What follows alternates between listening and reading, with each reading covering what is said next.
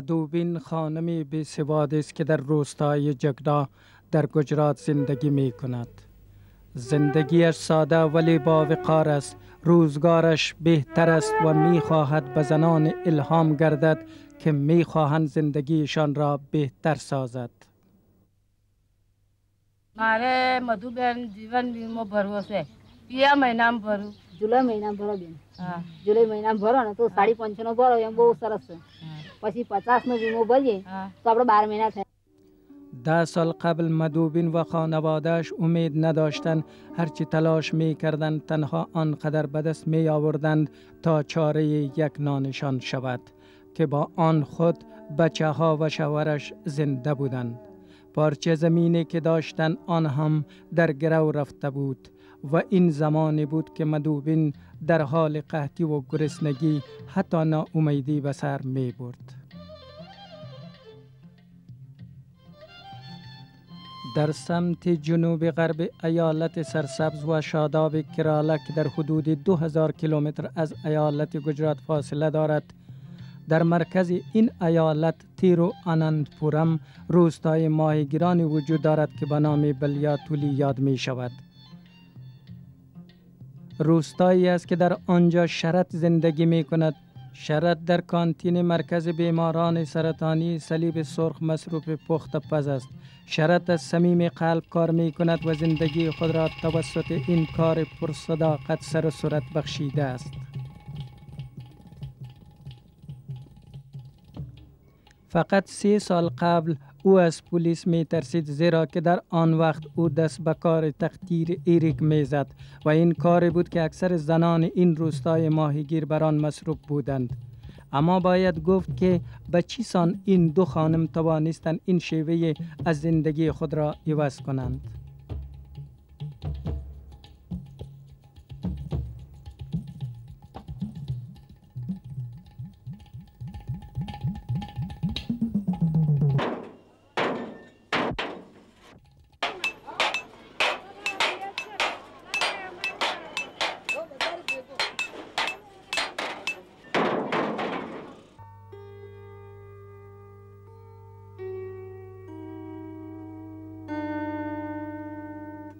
در کشوری چون هندوستان در میان فقرا و غربا زنان نسبت به مردها غریب هستند و معمولا قربانی بدترین برخوردهای اجتماعی و اقتصادی می گردند.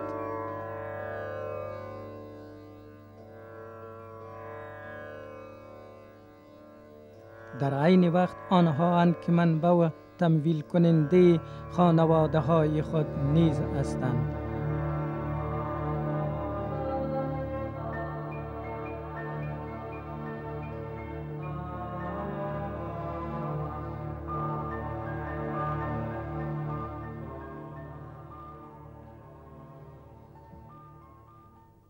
و سهم آنها در امور اجتماعی نیز قابل غیر انکار بوده است، مگر تا کنون نیز به آنها جایگاه و حقشان نرسیده است.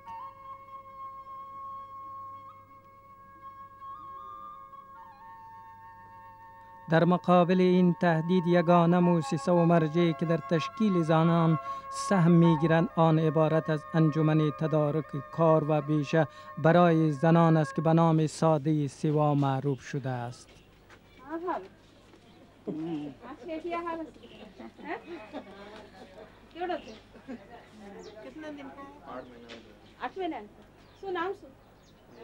ایلابرت این نهضت را زیر نفوذ نظریات و فلسفه گاندی آغاز کرد و هدفشان این بود تا زنان را از حالت خفه نجات دهد. ایلابرت لطفاً بگویید که منشأ و مبدأ سوا چی بوده و چی انگیزه باعث تأسیس آن شد؟ این یک جریان طولانی است. زمانی که من با کارگران نساجی در اتحادیه با آنها کار می کردم می دیدم که آنجا هزارها و صدها کارها و ساحه کار موجود بود تا زنان و مردان آن را انجام می دادند. ولی هر دو گروه به این قادر نبودند تا مطابق قانون در چوکات تحفظ اجتماعی متحدانه درباره کارشان فکر کنند. این اصل باعث شد تا من با خود فکر کنم که چی باید کرد. آنها ضرورت دارند تا در نهضت کارگران متحد شوند و این نهضت باید از طریق حقوق کارگران داخل عمل گردد. زیرا در داخل کشور ما هیچ تحریک از کارگران وجود نداشت و در حدود 93% امور کار کارگران به شکل غیر منظم در حال اجرا بود که این یک حالت عام بود. همچنان در مورد مسئله زنان نیز باید بگویم که در حدود 80% زنان روستاها فقیر، نادار و بیسواد ولی از لحاظ اقتصادی نهایت فعالند. آنها باید در تحریک کارگران سهم می گرفتند تا رهبری زنان هند را عهدهدار شوند. پس روی همین منظور و نکات فوق الذکر بود که امروز ما به عملی کردن اصل مذکور دست به کار شدیم. هنوز هم ما به این باوریم که در هند نهضت اصیل زنان عملاً وجود ندارد. من این کار را آغاز کردم طوری که اول آنان را به گروه‌های کوچک تنظیم نموده و بعداً آن را با نظم بیشتر تحت کار گرفتم.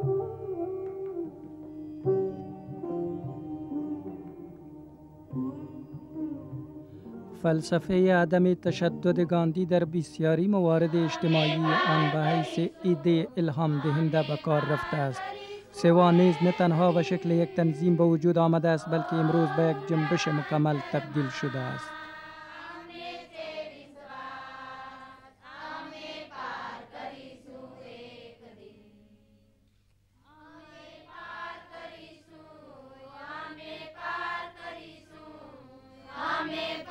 اگرچه سوا در احمد آباد زاده شد مگر نفوذ آن امروز به اکثر ایالات کشور گسترش یافته است. درباره این که باید راجع به ضروریات زنان غیر متشکل که 90% آن را زنان کارگر تشکیل می دهد سوا همکنون در سراسر هند 142,000 زن را در حلقه های خود منظم ساخته و عضویت آن را به دست آورده است. یک زمان حق العضویت یک خانم که او در موقف خودکفایی قرار داشت فقط 5 روپیه بود. هدف اساسی سوا در مقابل اعضای آن تحفظ غذایی، تحفظ عاید و تحفظ اجتماعی است. از جمع 75,600 اعضای سوا در گجرات در حدود 75 آن زنهای روستایی اند که اکثریت آنان اکنون از چنگال فقر و تنگدستی آزاد شدند که مدوبین یکی از نمونه های آن است. એટલે ખેતી વાળા કોમન જઈએ ને ખેતી વાળા 2.5 રૂપિયા આપણને આપે એ લોકો. હવે 2.5 રૂપિયામાં તો 4-6 માણસનું કુટુંબ તે અમુક રોટલો એક જ વાર અમારા ભાગમાં આવે એમાં 4 ભાગ કરવાના અને 4 ભાગ કરીને છોકરોને આપવાનો અને અમારા બંનેને ખાવાનું. અમુક ટાઈમ તો ભૂખ્યાઈ બંધાઈ જાય. એવી રીતે અમારો પસાર બહુ ખરાબ આવી ગયું હતું. તારા અમારી જમીન મેં ઘરે મૂકી હતી બેન. ખેતરમાં કામ કરતી હતી ને તે બહારની એક બેન આવી અને એ લોકો કે ખાસ તમારી સંસ્થામાં જોડાવું તમે ખેડો ભાઈ સેવામાં કંઈ લાભ થતો હોય તો જઈએ. 25 બહેનોનું ગ્રુપ થયું અને એ લોકોએ રાખ્યું મીટિંગ રાખી હતી અને નિહારે તે મીટિંગ રાખી પછી 25 બહેનો કે કા બેનને રાખો કે પછી સેવામાં જોડે મારે જો ને 112 મહિના જેવું થયું મારે સેવામાં જોડે ને તો 12 મહિના જેવું મારે સેવામાં જોડે થયું હતું. પછી 120 રૂપિયા મારી મિલકત તો થઈ ને પોતાની બચત મારી 120 રૂપિયા થઈ. પછી મેં સેવાવાળી બહેનોને કહ્યું કે બેને મારી જમીન ગીરે મૂકી છે અને જમીન છોડવા માટે થોડી તમે મને મદદ કરો તો બહુ સારું છે. પહેલી 1000 રૂપિયા લોન મને દેવું ભરવા માટે આપી હતી. એટલે દેવું હતું ને એ દેવું ભરવા માટે આપી અને બીજી લોન મારી જમીન છૂટી કરવા માટે મને આપેલી. એટલે 2 લોન તો થઈ જ ને મારી. પછી જમીન છોડાવી અને ફેર લોન મેં 5મી વારની લોન લીધી બેન. એ આ ભેંસ લાવી હતી. એ ભેંસ લાવી ને એ ભેંસમાં તો 3-4 ભેંસો થઈ ગયો. એક મારી ભેંસ એક બીજી ભેંસ છે ને ઓના કરતાં સરસ. અત્યારે 10,000 રૂપિયા કિંમત છે એની. મારી એવી ઈચ્છા છે કે કૂટર લાવું અને કૂટર લાવું તો આગળ દૂર આગળ જવાય ને. લોન લઈને તો બેન તા કૂટર લાવું તો જ આગળ ચલાય ને તો જ મંડળો બને. در مرکز سوا یا گجرات سوا بانک موقعیت دارد. این بانک در سال 1974 با شمولیت 4,000 زن به وجود آمد. هر زن به آن 10 روپیه تحویل می داد. این بانک در مقر سوا در نزدیکی LS برج در قلب احمد آباد موقعیت دارد. بانک فعالیت‌های خود را وقف خدمات و مدد به زنان فقیر و نادار کرده است. زنان از فاصله‌های دور می‌آیند و به اندازه 30 روپیه را تحویل آن می‌دهد. اکثر مشتریان این بانک را زنان بی‌ثبات تشکیل می‌دهند. سیستم این بانک سیستم ساده است. فقط یک تصویر از اعضا و مشتری بانک جهت معرفتش کافی است. در بانک یک فضای ساده اعتماد برقرار است، زیرا که اکثر مشتریان آن مردمان غریب، مزدور و زنان کارگر هستند. 2 بار در هفته اتاق محفوظ بانک باز می شود. مشتریان در قطار می ایستند تا زیورات خود را امانت آنجا بگذارند و یا بعد از تادیه مبلغ اشیای گروی خود را دوباره به دست آورند. یکی از برجستگی های سوا بانک این است که از جمع قروض تادیه شده تنها 94% آن را دوباره مسترد و اخذ می کند که این استثناء را تنها سوا بانک دارا می باشد. سوا بانک برای زنان است که توسط زنان کار می کند. سوا بانک از جمله بانک هایی است که قوای اساسی آن را زنان تشکیل می دهد. از این رو به حیث یک شرکت موفق تبدیل گردیده است. این بانک 47,000 پرداخت کننده و سرمایه آن به 9.67 کرور می رسد. در حال حاضر این بانک در نوع خود بی مثال است. مشکلاتی که معمولا بانک ها با آن از لحاظ فقر و پسماندگی دچارند، این بانک از آن مبرا بوده. کار این بانک موفقانه به پیش می رود. نه تنها از لحاظ اشتراک زنان قابل اعتماد بوده، بلکه در راه صرفه‌جویی پول و نگهداشت آن از دلالان و سودخوران نیز قابل اهمیت است. بانک برای سهولت‌های اعضای خود در مناطق شهری و روستایی نمایندگی ها را باز کرده است. متوجه باشید که این زنان هم دارای وظیفه و هم کشتکارند. فقط مسئله این است که ایشان پول کم دارند و مقدار زیادی پول خود را در بدل پول سود پرداخت می کردند و گاهی اندازه پرداخت این سود روزانه به 10% می رسید. شخصی به من مشوره داد که ما باید برای خود بانک داشته باشیم. من گفتم که ما توان پول زیاد را نداریم، پس چطور امکان دارد که ما بانکی داشته باشیم؟ آنها گفتند که درست است، شما توان آن را ندارید، ولی تعداد شما زیاد است، لذا من مشوره آنها را قبول کردم. دستاوردهای ایلابرت اهمیت جهانی کسب کرده است. یکی از دوستان ایلابرت مری است که پس از 19 سال با او ارتباط برقرار کرده است. من از سال 1975 با سیستم سوا آشنایی دارم. زمانی که من در شهر مکسیکو در اولین کنگره زنان با ایلابرت ملاقات کردم، این ملاقات باعث شد که بعداً با وی مشترکاً یک گروپ را در بیجینگ ایجاد کنیم و مدت 20 سال منتظر نشستیم تا بالاخره اکنون جهتی دیدن سیستم سوا به اینجا آمدیم. در قدم اول من میخواهم بگویم که من و همکارانم فکر میکنیم که این نخستین گام است درباره زنان و انکشاف آنها. شما باید به سوا افتخار کنید. زنان عضو آن و خانم ایلابرت به خاطر آنچه که انجام میدهند، چه سان انجام میدهند و به خاطر زندگی بهتر انجام میدهند، همه آن را بستایید.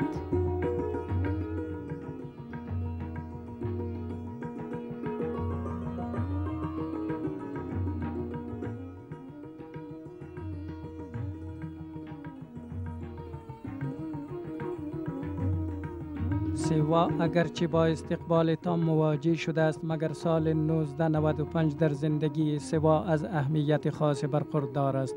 خانم اول امریکا هیلاری کلینتون در همین سال به مرکز سوا آمد و برای 2 ساعت جهت قدردانی از سوا و اتحاد آن در آنجا اقامت کرد. خانم کلینتون در ظرف 2 ساعت درباره اینکه زنان هندی چگونه در زندگی خود متکی بر خود شدن طالب معلومات شد. چیزی که قابل توجه خانم کلینتون شد آن عبارت از موفقیت سوایی بود که چگونه از ناحیه ریگستانی زل پانسکنتا که 2000 کیلومتر از شهر احمدآباد دور است جریان انتقال را قطع کرد. حالات ناگوار زل ریگستانی پانسکتا باعث این شد که تعداد زیاد مردمان آنجا از آن ناحیه مهاجرت کنند، لیکن سوا توانست این جریان را متوقف سازد. سوا برنامه چندگونه برای دوباره جابجا شدن زنان را زیر دست گرفت. آنها امکانات مادی را با استفاده از کارگیری هنرهای سنتی ساختمان در اختیار اعضای سوا جهت پروژه خانه‌سازی پانسکتا دادند تا بتواند خانه‌های بهتری را برای خود اعمار نمایند. ساموبین اکنون همه سهولیت‌ها و امکانات را با خانواده‌اش دارا می باشد. او قبل از آن که با سوا رابطه نداشت زندگیش با چنین رونق نبود. અમે લવાજમ ફરી અને પછી 12 મહિના કામ કર્યું પછી અમે 10-10 રૂપિયા બચત કરવા માંડ્યા કે 10-10 રૂપિયા બચત કરો તો આપણે બહેનોને કામ આવી જાય. ગરીબ બહેનો પણ બીજી નહીં, બીજા તો કમાઈ જાય પણ ગરીબ બહેનોને આ 10-10 રૂપિયા બચતમાં મળ્યા. એમાં અમે 3 વર્ષ થયા અમારે. બે ઉતરીને આ ત્રીજા વર્ષની બચત અમે કરો છો પણ 40 બહેનો હતી. કોઈ બહેનોને વિશ્વાસ નહોતો આવતો કે આ તો બેન લઈને જતા રહેશે પણ વિશ્વાસ આલ્યો અમે ખૂબ કે ના આપણે આ બેન છે ને એટલે આપણે બચત કરો તો સારું. એમાં પછી અમે બચત કરવા માંડ્યા. બચત કરતા કરતા 10 રૂપિયામાં 10-10 હજાર રૂપિયા અમને લોન આલી.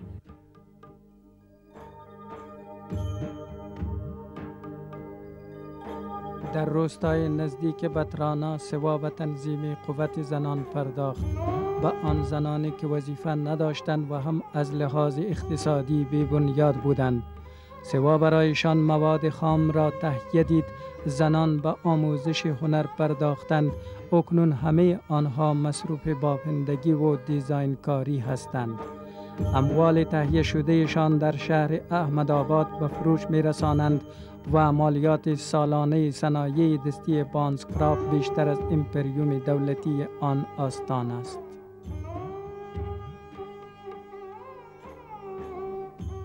این خودمختاری نبوده بلکه آن واقعیت است که شما را آهسته آهسته خودمختار می سازد. من می توانم بگویم که معنای اصلی این بوده که توسط آن به منابع دسترسی حاصل می گردد. امکان دارد این منابع مادی باشد یا منابع ذهنی و روشنگری. وقتی که زن می تواند تصمیم انفرادی و دستجمعی بگیرد، این خود نمونه از خودمختاریش است. با این معنا که او خود صلاحیت داشتن زمین، ماشین بافت، ماشین دوخت، حساب بانکی، کارت هویت و یا کارت جیره را دارد. در صورتی که چنین امکانات را با خود داشته باشد، خود به خود می تواند که بر علیه فقر و بیچارگی مبارزه نماید.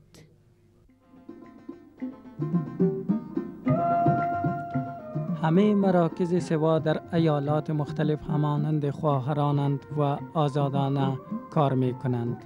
جای تعجب نیست که سوا مرکز خود را ایالت کرالا انتخاب کرده است. ایالتی که نسبت به همه نقاط هندست سواد آموزی در آنجا بلند است. این ایالت را سرزمین جادوهای سبز نیز نام دادند. آنجا زنان وظیفه‌دار برای آزادی خود یک پارچه و متحد شدند. در مدت 10 سال سوا تریوندرم زنان مناطق ساحلی را منظم کرده است. سوا برای این زنان نیز هنرها و تجارب را می آموزانند تا زنان اینجا نیز متکی بر خود شوند. اینجا سوا برای زنان مژده‌های جدید را به ارمغان آورده است. بیتی خانم ماهیگیر است از روستای ویانگر و یک مثال زنده. زندگی بیتی وقتی برباد شد که شوهرش به اثر مرگ نابهنگام وفات کرد و برای او قرضهای تداوی و 4 طفلش باقی ماند. سوا وی را تشویق کرد تا فعالیت‌های ماهیگیریش را تنظیم کند. امروز او با اطمینان کامل ماهی را به قیمت مناسب می‌خرد، به مارکت می‌رساند و در اونجا به فروش می‌رساند. اکنون بیتی از لحاظ اقتصادی مشکلی ندارد. സേവയിലും സമാജത്തിൽ വന്നതിന് ശേഷം സേവാക്കാരെ കൊണ്ട് പീസിക്കാരെ കൊണ്ടും നമ്മുടെ അറിവ് ലഭിക്കാനും ബുദ്ധി ചെലുത്താൻ വേണ്ടിയിട്ടും ആരുടെ സംസാരിക്കേണ്ട തൻ്റെ ഇടങ്ങളുണ്ടാകാൻ വേണ്ടിയിട്ടും ഇതുപോലത്തെ കാര്യങ്ങൾക്ക് വേണ്ടിയിട്ട് സംസാരിക്കാൻ വേണ്ടിയും ഒരു പേടിയും ഭയവും ഇല്ലാതെ നമുക്ക് ആരുടെടുത്തും സംസാരിക്കാം എന്നുള്ള ഒരു ശക്തി കിട്ടി. സേവയിൽ നിന്നും എൻ്റെ വീട് കെട്ടാൻ ബുദ്ധിമുട്ടായിരുന്നപ്പം അതിന് 2000 രൂപ അവർ ലോണായിട്ട് തന്നിട്ട് 1000 രൂപ ഇളവും 1000 രൂപ അടച്ചു കൊടുക്കേണ്ടതായിട്ട് തന്നു. പിന്നെ സമാജത്തിന് വേണ്ടിയിട്ട് 5000 രൂപ ലോണായിട്ട് തന്നു. کار مهمی را که سوا تریوندرم که اکنون به نام تیرواننتپورم یاد می شود انجام داده است، آن عبارت از وظیفه برای اعضای آن است. این زنان به حیث معاون نرس تربیه شدند. مردمانی که از خدمات آنان مستفید می گردند روزانه 25 روپیه را به سوا تحویل می دهند. پول عایداتی در آخر ماه به آنها داده می شود.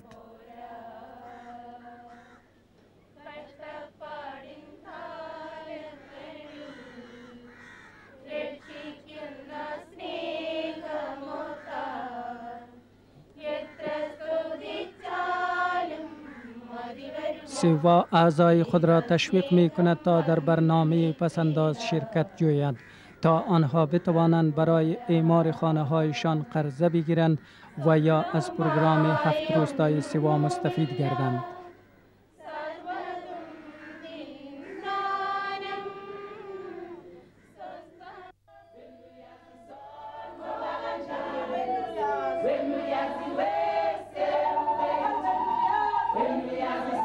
سیوا امروز از سواحل این به آن طرف عبور کرده و سایه فعالیت‌هایشان را به قاره دیگر نیز گسترش داده است. در شهر دربند افریقای جنوبی در حدود 1300 زن افریقایی به همکاری سیوا ایندیا متحد و یک پارچه شدند. این زنان زیر پرچم انجمن خودکفا که به نام سیویو یاد میشوند به فعالیت پرداختند. در آغاز سال 1990 ما درباره سیوا در هند خواندیم و به این نتیجه رسیدیم که این راه بهتری برای منظم ساختن زنان در زولو برای خودکفایی اقتصادیشان است. گروهی از زنان مقداری پولی را بدین مقصد در سال 1993 جمع کردند و در جولای 1994 انجمن زنان خودکفا یعنی سیوو ایجاد گردید. سیوو مانند سیوا اکثریت اعضای آن فروشنده های خیابانی، کارگران و مزدوران خانواده ها هستند.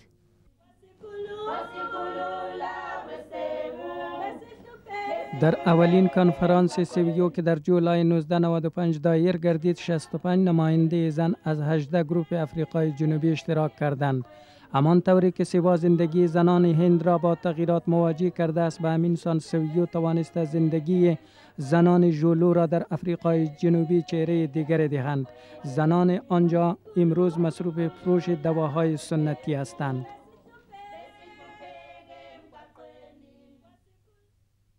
دو کشور دیگر، افریقای جنوبی و زیمبابوه، هر دو پذیرفتند که روابطشان را مانند خواهران با ما داشته باشند. طوری که هر خواهر دارای شخصیت آزاد است، همانسان هر سیوا نیز دارای آزادی خود و تصمیم گیری آزاد است. ما برنامه عمومی داریم و تجارب خود را مبادله و یک دیگر را کمک میکنیم.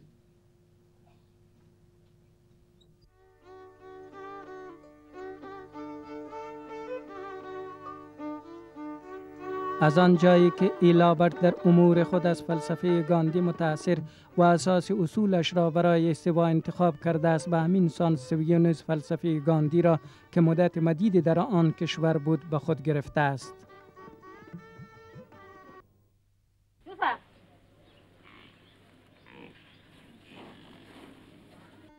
اگرچه آنها شاید از این درست آگاه نباشند، لیکن مدوبین و ساموبین به اهمیت این مسئله زمان پی بردند که آنها از طرف میلیون ها زن اشتراک کننده کنفرانس بیجینگ برای جایزه کاندید شدند. અંદરથી તે આપણને બેન એવું થાય કે જ્યારે આટલી મહેનત મજૂરી આપણે કરી અને અમારી પરિસ્થિતિ બહુ ખરાબ હતી, તો પછી મને સાથે બહારના દેશવાળાએ એટલું એવોર્ડ આપ્યો તે મને ખબર નથી કે એવોર્ડ મળ્યો છે કે નહીં મળ્યો. પણ હું આણંદ જ્યારે મિટિંગમાં આવી તો બધી બહેનો અમદાવાદની બહેનો એમ કે બેન તમને અભિનંદન કે. પણ બેન મને અભિનંદન શોના તમે આપો હો? મને તો કંઈ ખબર જ નહીં કે બેન તમારું કે ઇન્ટરવ્યૂ પાસ થયું તે તમને અભિનંદન આપ્યા. તો પછી મારા છોકરાને પણ જાગૃતિ ઘરમાં આવી કે મારી મમ્મીએ કે ખાલી વાતો કરતી હતી બેનો કે અને આટલું એવોર્ડ મળ્યું એને કે. તો તારા છોકરાઓ છે, છોકરાની બહુઓ છે, પણ અત્યારે સારી રીતે બેન રાખે કે મમ્મીને કશું ના કહેવાય આપણા કે. મમ્મી કન તો આટલું આવક થઈ એમની બહેનોએ જાગૃતિ આપી કે અને મમ્મી તો બહુ દોડે શકતું કે પાછી નહીં પડતી કે પણ તમને શું લાગે છે અંદર? મને અંદરથી તો આ મળવાથી તો બહેનો મને બહુ ખૂબ ખૂબ આભાર માણે છે કે મને તો મળ્યો પણ બીજી બહેનો મળે એવી મારી વિનંતી છે બેન. અને મારા જેવું કામ સારું કરે તો બહુ સારી વાત છે બહેનો.